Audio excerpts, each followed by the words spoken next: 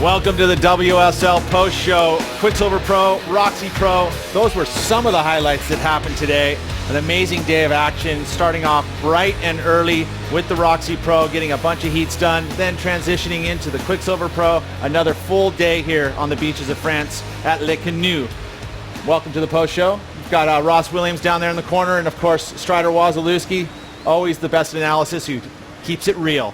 I'm Pete Melk, and he's bringing you throughout today some of the stuff that happened, a lot going on. I think probably, well, let's just kind of ask you guys real quickly, what are some of the moments that you remember throughout this long day? Ross? We pretty much had the heat of the year right there with Stu Kennedy was a part of it, but it was Filipe and John bare knuckle fist fight. That was one of the best shows I've seen in a long time. John had a perfect heat, and Filipe basically caught him with a perfect right to the chin with that air. That was a show we're going to never forget. Strider, about you? Yeah, I can't get off the subject. It was just too good. I mean, Toledo, honestly, that was a perfect hit. I mean, to watch that go down and to be under pressure and have somebody like John just swinging for the fences, getting 9s, and then you come with a 10-point. I mean, they should be a 12-point scale just for that. That kind of stuff is just lights out, and for him to lock it down like that and perfectly nail the landing, I mean, perfect. Oh, he hucked himself. That was cool. Well, I guess another big news, we have title contenders in this event, and right now Matt Wilkinson, being at a position where he needs to start making a lot more heats, goes up against his good friend Kai Otten in round 3 and takes a loss. It was a brutal loss for Matt.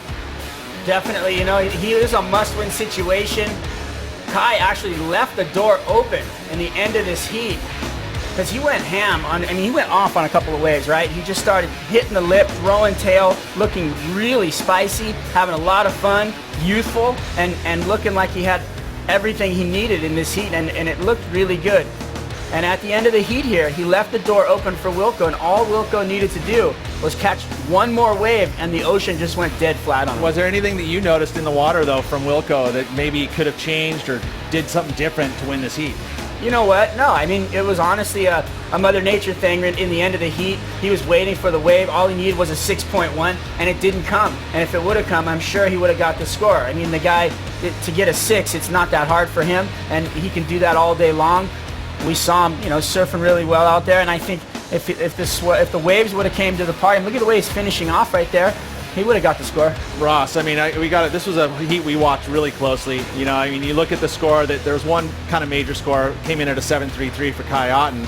I mean, did you see anything that Matt could have done? Was there an error anywhere, or was it just something that is just bad luck? Well, he had a very slow start. He did fall in a couple of waves, so it wasn't like a rock-solid heat for him. There was a couple of mistakes in there, and he watches it back. I'm sure there's some room for improvement, no doubt. But Strider's right. There wasn't a ton of options out there. There wasn't a ton of waves coming in where he was able to, you know, get a bunch of waves and he just fell on his face. It was slim pickings, but he did look a little nervous there. So, you know, I'm sure he was thinking about that world title just a little bit. Yeah, and if you talk about the world title rankings, really, still the top 10 all are in a mathematical chance. I mean, it's still wide open. We talk about those top brackets, obviously the guys who have been winning all year. Wilco, he knew that post-heat interview that I had with him, you know, he knew that he was going into that Rip Curl Cup next year, or next event. He's going to have to go there and win, and he's going to have to win pipe and prove Ross wrong.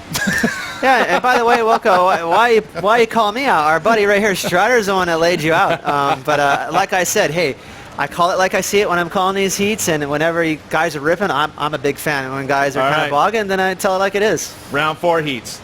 Amazing round, right? We talk about sometimes these rounds being like, why are they here? This is the reason why they're here. All of these heats produced amazing action, especially the heat we had talked about. Talk about those round 4 heats. Take a look at some of these highlights. Again, not a whole lot of pressure being on these guys when they surf these rounds, but a whole lot goes on by winning this heat, moving straight into the quarterfinals. I mean, Ross, your thoughts on these, especially these heats? I mean, we talked about that highlight being the heat number 2 with John. Well, you can see the numbers. You know, they're very close heat here. A lot of 7s and 6s, so splitting hairs for the judges. But I think the difference was the speed for Matt Banting. You know, he's not a powerhouse on tour, but he hucks his fins all over the joint, and that gave him just that slide edge in this heat. Yeah, you know what? You can look at the heat total right there. You get over 14, you're looking pretty solid. Unless you got John or Toledo or Medina in your heat, because those guys are throwing up 16, 17, 18, you know, almost 20-point totals, and it's out of control. I love the way Keanu's surfing in this event, but Matt Banting, making it into the quarters, that's a great run for him right now. I'm stoked. Sitting at 31st, still not enough with that fifth to get into that top 22 picture, but a chance to get into the semis. I mean, he's going to come up against someone who comes out of this next round 5 heats. Trying to think it's John or Adriano, right? That's going to go sliding into Matt Panting's heat. So he's going to have a tough draw in that quarterfinal. You look at the heats points here, 14.43. It was a good heat. I mean, all of these surfers put big numbers up. Even Adriano was looking really good at the beginning of this one. Well, walking down the beach, all these 3 surfers are like, whoa, Adriano's a monster in his heat. He's gonna take these guys apart. But again, the conditions were tricky out there. Adriano just kind of got caught behind the fins of Matt Banting. That made the difference. Well, and then we hear the super heat. I mean, in this heat was all John for the most part of it, and then Filipe was able to come back and just produce. I mean, those back-to-back airs, probably we haven't seen that ever in the competition. And wait till you see this, folks. If you missed this heat, watch it back on Heat Analyzer or watch these highlights right here and watch the analysis. You watch this heat closely. We all were watching it very closely, and it produced some high action. Poor Stuart really was kind of left out of it, but it was started out with John. Well, John, let's look at it really close here. John started out this heat. All the way through the heat, he was crushing it. He looked like he was walking away with it. He's got an 18.47 total. I mean, he's got double 9s in the bag. It's like sitting down with an ace and a king, and you get what you need. It's just crazy. And all of a sudden, the guy sitting next to you, he's got 2 aces, and you have no idea. And all of a sudden, I mean, look at what he's dropping down. I mean, unbelievable to be able to pull these maneuvers off. Filipe was able to get this last 2 waves pretty much in the last 8 minutes of the heat. He had a really long barrel. This is the one right here. This was the 8.5 that really started to get him back into this heat. Yeah, it was just bang, bang, really quick from Filipe. And for John, it must have been so deflating because he built the perfect heat. He had the start he wanted. He kind of calmed the nerves, and then from there he said, okay, now I'm going to get freaky. I got my 8 and my 7. Now I'm going to really light it up with the big airs. And then all of a sudden, Filipe just went straight in there with that. Again, that's the analogy. It's like a fist fight, right? The perfect right hook. You can't guard against that. If you catch it on a chin, folks, you're going to get knocked out. And that's exactly what happened. The cool thing about Filipe is he's going to go as big as possible. He never holds back. He doesn't think about scores. He just hucks himself as high as possible. Well, and he landed that so perfect. Flying Phil, the guy is out of control, and follows it up with a little lip climb. Needed a 9.97 when that wave went down. Perfect 10s across the board. Takes the heat win, moves directly into the quarterfinals. Now sets up a John Adriano round 5, which is an amazing heat that we'll talk about in a bit. But again, look at the numbers: 18.50, 18.47. Stu Kennedy, 12.03. That ended the top half of the draw. Then we moved to the bottom half of the draw. After that heat, all the air sucked out of the lineup. Yeah. Pretty much, right? Yeah. But we had Gabriel Medina, who had to match what we just saw from Filipe and John, and he did all right. He goes out there and he produced the win that he needed, and he moves into the quarterfinals. I don't think, to try and come into a heat after that kind of action, it's really hard to follow suit, especially with the wave quality and everything else. Usually it's an ebb and flow of waves through heats, right? The one's got really good waves, the next one usually doesn't have that great of waves. The reality of it here, though, is that Gabriel Medina doesn't care what those guys did. He doesn't care what anybody else in the water's doing or who's in the next heat. He did have Kyle Belli and Chloe Andino to win his heat, and that's what he did, and that's all he cares about. He cares about heat wins right now, making it through heats, and getting that yellow jersey back, and that's all he's thinking about. Ross, and you watch his interviews, and he doesn't give up a whole lot. I mean, I was actually going around there fumbling with a surfboard during the day, and actually Charlie took it out of my hands. And I'm wondering, how much does that affect? I mean, does he want to keep his whole world secret and not give away anything? I think for him, that's just his comfort zone. He likes to play with his cards close to his chest.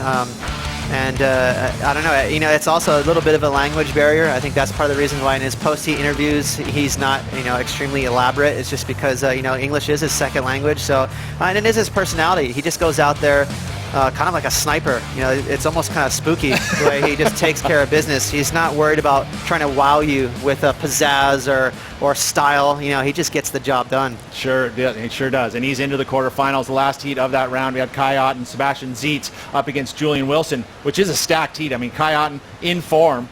Julian Wilson, going for a world title. Sebastian Zita, winner in this tour. So this is a good matchup right here. Well, yeah, and you sure wouldn't have put Kai Otten at the top. That's just, if you're a betting man, you've got probably Julian winning or maybe Seabass, but definitely, Kai Otten wouldn't be your first pick. But look at this guy, hugging the wall, flying through barrels, his beautiful emerald afternoon, and then coming up into the bowl and cracking away. I love the fact that he won this heat. Look at that, just pure power carve, to sweep at the end. Come on. That was really beautiful work right there. Mr. Kai Otten looking youthful. I think it's his little Goldilocks. He's got that blonde afro. It's that good luck charm. But obviously he jives well with Europe. That's his victory there in Portugal. So he comes here, and he's another one of those guys that he has that beautifully dry sense of humor. And for me, that kind of tells me his attitude. He doesn't get too bummed out at the end of the year. A lot of guys get tired. They want to go home. But Kai, that's when he kind of lights it up. Well, I mean, there was that loss that he had at the last event. There was a bit of a sting, I think. You saw he took it pretty hard. But here he showed up, and he's very relaxed. And you can see, I mean, this was a great heat. We saw some good surfing by everybody in it. But then again, Kai Otten was able to get himself a win. You look at the scores here, 8.33 for that barrel to carve, the 7.17, takes a 15.50 win, completely obliterated his other competitors, 6.3 and a 2.3 for Julian Wilson. Where were they? They just had bad heats. They were out of rhythm, and obviously the heat total tells it all. Over 14, you're looking good. You're comfortable. You're looking like you're going to have a good heat, and that's just the fact, the nuts and bolts. It all comes down to numbers. Also, the tide was rushing up, so there was a transition there, and there wasn't as many waves coming in down at that bowl on the north side, so the boys kind of got skunked. Well, Rosie caught up with Kai Otten. Let's hear it now. Well, what a way to finish the day, Kai Otten into the quarterfinals, and we can almost always rely on you for a big result in Europe. What is it about you being in a corner and just fighting your way out? I don't know, I'm pretty relaxed at the moment. I must admit, against Wilco, I was a bit nervous, but then I was feeling pretty good. But I've just been relaxed in and around the vent. I've haven't even really been coming down here surfing at all. I've been surfing with all the reef guys. They've got us a house here, and just feeling really good, hanging out with a couple of my heroes, Noxie and Rob Machado. So it's been just a really highlight kind of trip for me in France. And obviously that was a massive clash against Wilco. Both of you guys expending a lot of energy. How do you refocus in those three-man heats and come away with a win? I just really like to look at the conditions. It's just been so fun for the last 5 hours, and I was just really looking forward to that. I thought there was enough opportunities. I haven't seemed to have had a lot of slow heats, and even though there's always 2 waves to win the heat, I haven't really been taking my chances when they come. So today I did, and I'm grateful. And you mentioned hanging out with some of your heroes. Does that kind of re-stoke the fire of the little grom inside of you for surfing? Yeah, it's pretty funny because I'm normally frothed out, and Noxie's just 200 miles an hour, and then Rob's on the other hand, he's kind of really relaxed me, and I've seen his approach. So it's been fun. I've had a bit of both, and yeah, I mean, I looked up to those guys forever, and hanging out with them is always a blessing for me, and I really appreciate it. Well, Kai, we can't wait to see what you do in the quarterfinals. Well done. Back to you, boys. Kai Otten hanging out with Taylor Knox, Rob Machado, a little rubbing off on him.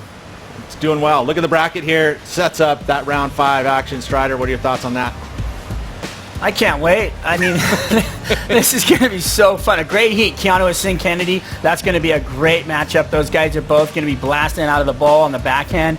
The Florence De Souza heat is going to be fireworks because we know what we're going to get from De Souza, just rock solid fundamentals, and Florence is just going to be above the lip, and he's going to throw the carve in, so he's going to shake it up with the different styles of turns, I think. And if you look at that matchup, I mean, they're going to have to go against Toledo afterwards. Jeez. And geez Louise, right. But we did do some Roxy Pro today, so let's check out some of the action there. Tyler Wright versus Laura Enerver and Sage Erickson. That was a big heat. We all watched that. It's a title contender heat.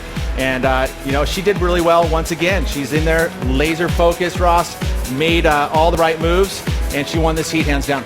Yeah, she did. And, what's looking good for Tyler Wright is her trajectory in this event in terms of, it is a cliche, but I really think it's true, peaking at the right time. So she's been smashing her heats, but I feel like she's definitely got a lot left in the tank. She's got that great balance right now between kind of swagger, mojo, and pacing herself. She doesn't seem to be overexerting herself. How do you pace that? How do you set that up? I mean, at the most part, if I ever surfed the heat, I was always trying to go for a 9 no matter what. Okay, so that's a great question. It's not exactly what you do on the wave, but it's outside of the heat. So, Gotcha. You kind of conserve your energy. You don't get too rah-rahed up if you win. You just kind of cruise on through. She's been so cool in her post-heat interviews. So true. true, so true. I mean, and Strider, your evaluation of what's been happening with Tyler throughout this event. Well, I think her team has done a great job of keeping the noise down, putting her in a great place, keeping her in that place. She's been talking about how comfortable she is and how happy she is and that everything's just happening, and that's when the world comes to you. Is when you just let it happen and you kind of navigate yourself